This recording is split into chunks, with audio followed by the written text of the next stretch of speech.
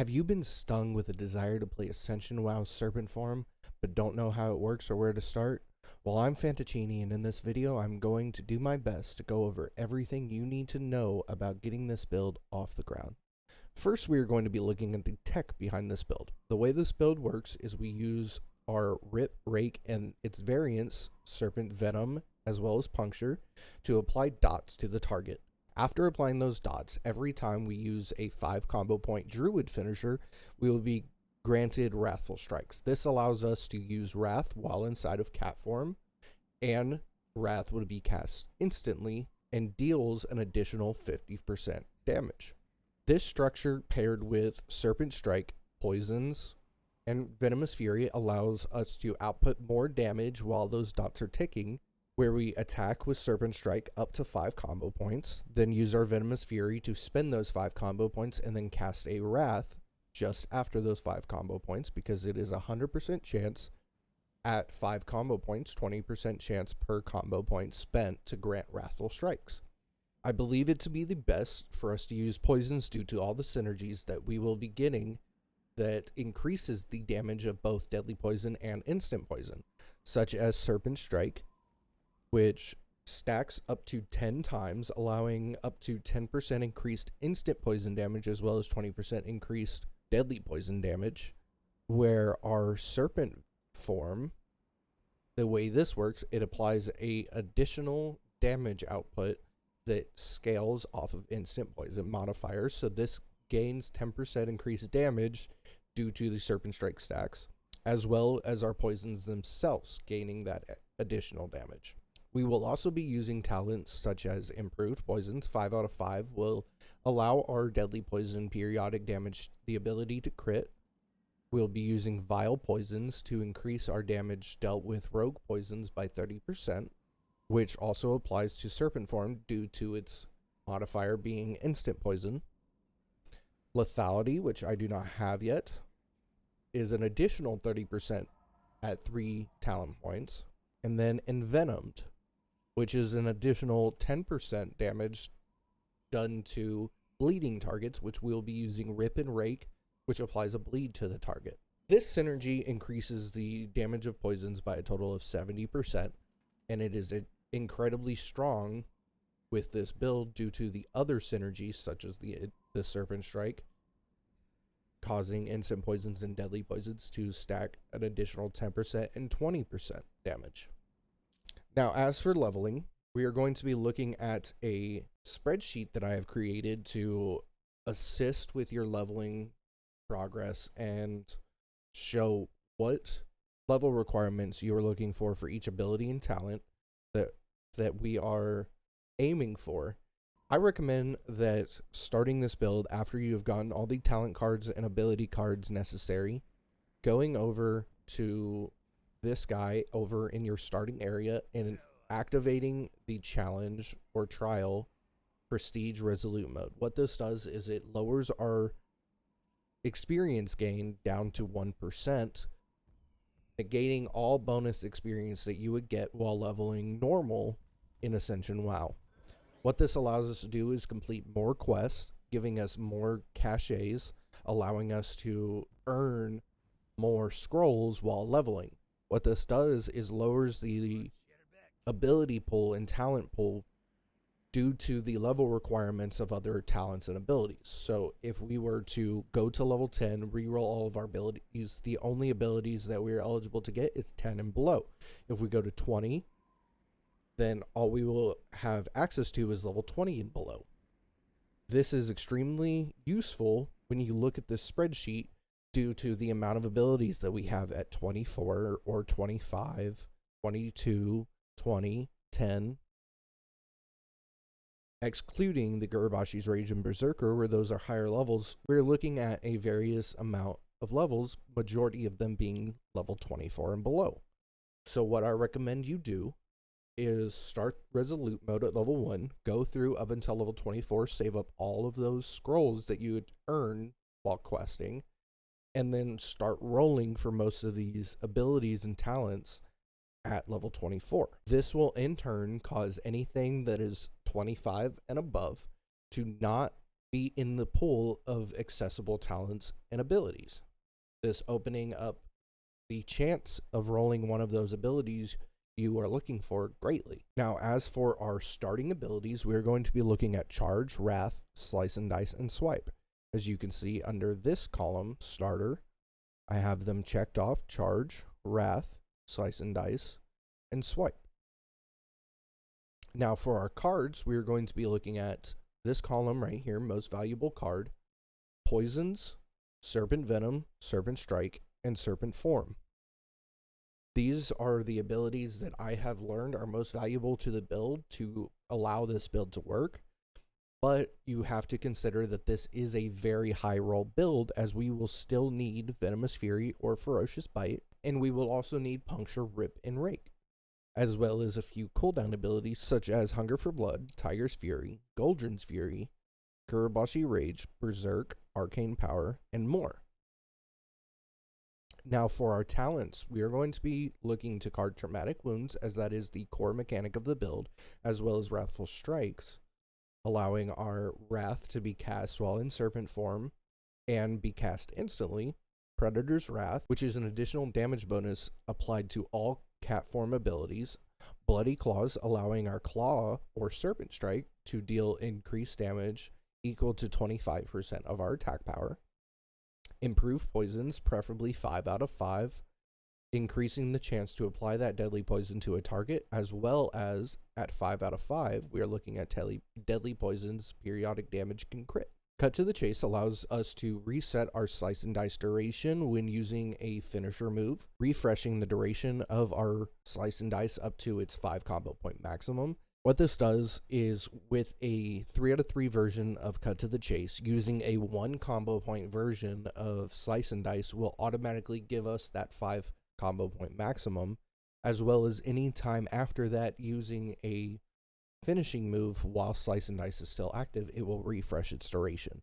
This is very useful due to the fact that we are a very heavily haste build. You will see that my haste goes all the way up to 3 attacks per second, which is very strong. I will go over that more later. And here are some other useful talent cards. So if you're missing Bloody Claws, I recommend that you take Double Clawed. Things along those lines that go over in here that I will be continuing to add to this so that it is a valuable resource for you. A link in the description to this spreadsheet will be available.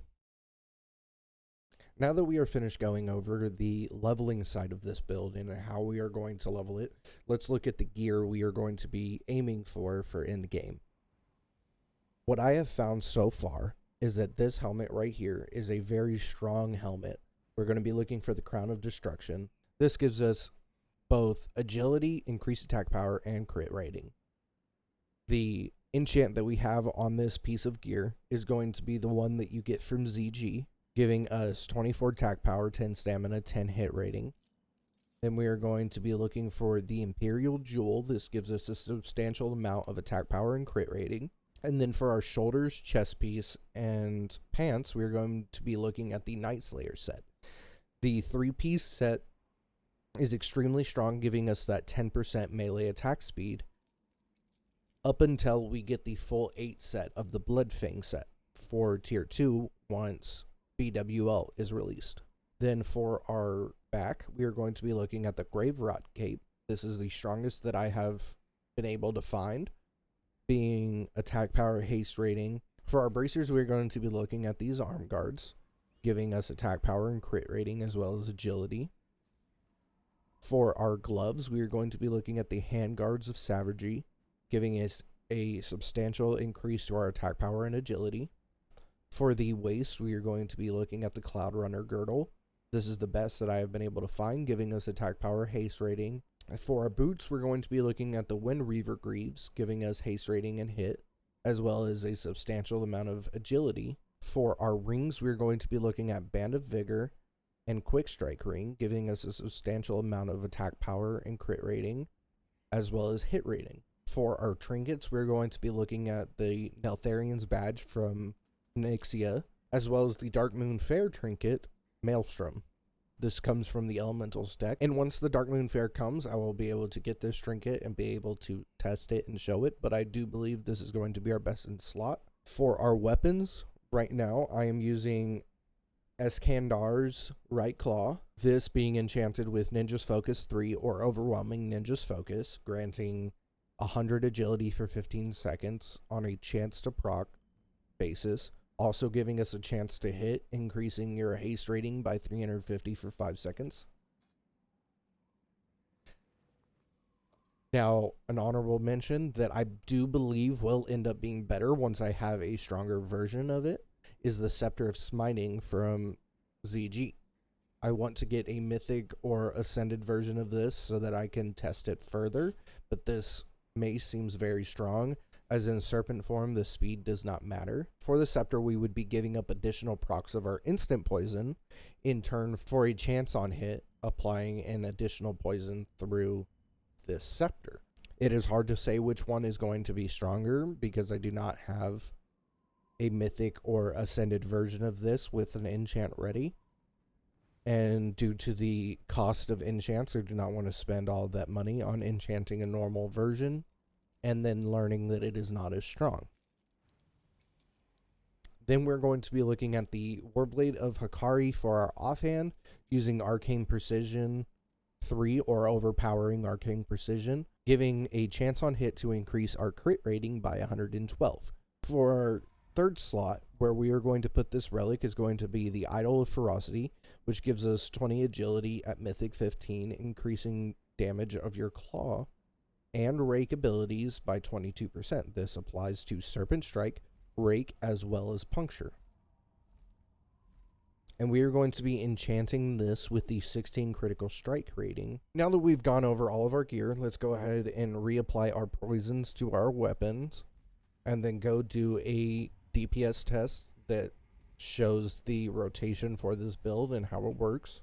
Now, in my last video, I did state that I was still looking for traumatic wounds, which since I have found it and it has improved my damage greatly. I'm still looking for the 5 out of 5 improved poisons, as well as lethality and a few other things that will drastically improve this build. But for now, let's go ahead and check out the damage output on what I've got right now. So first, what I will do is put down a Wind Fury totem, this giving us 10% haste, as well as all of our raid members. And then I will use my Curse of the Elements, Charge, Mangle, Slice and Dice, Rake, Rip, Wrath, Serpent Strike, Serpent Venom, Wrath, Serpent Strike, Venomous Fury, Wrath. And now, all we do is Serpent Strike up to 5, Venomous Fury, Wrath.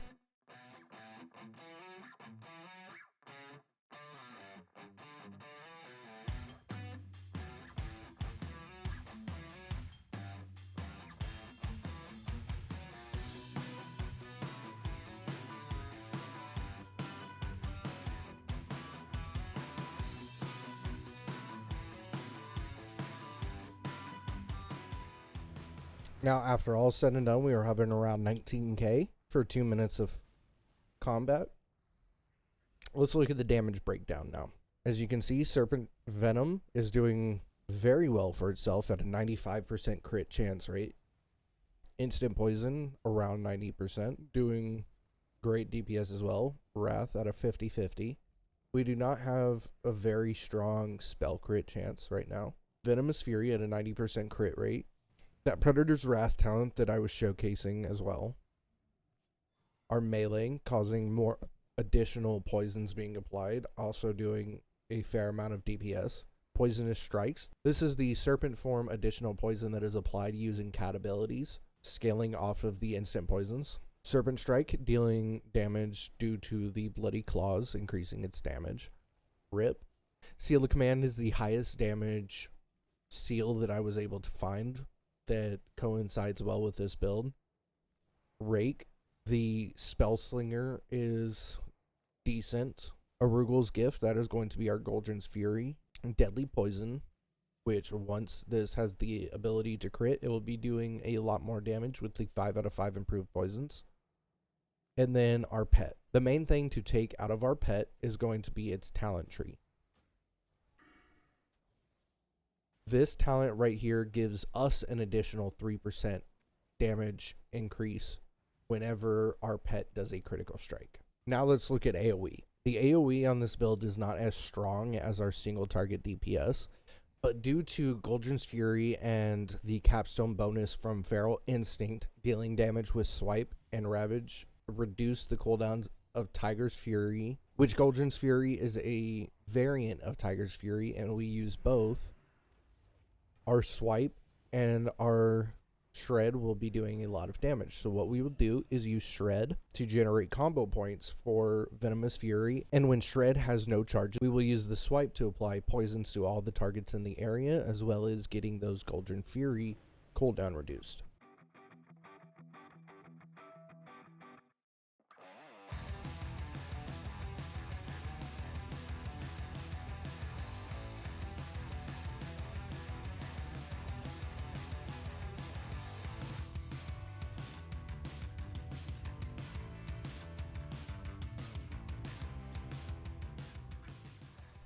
Now, if you look at the damage breakdown for that, you will see that the Goldrin's Fury is a massive part of our damage, as well as the Instant Poison and Unbounded Spellslinger.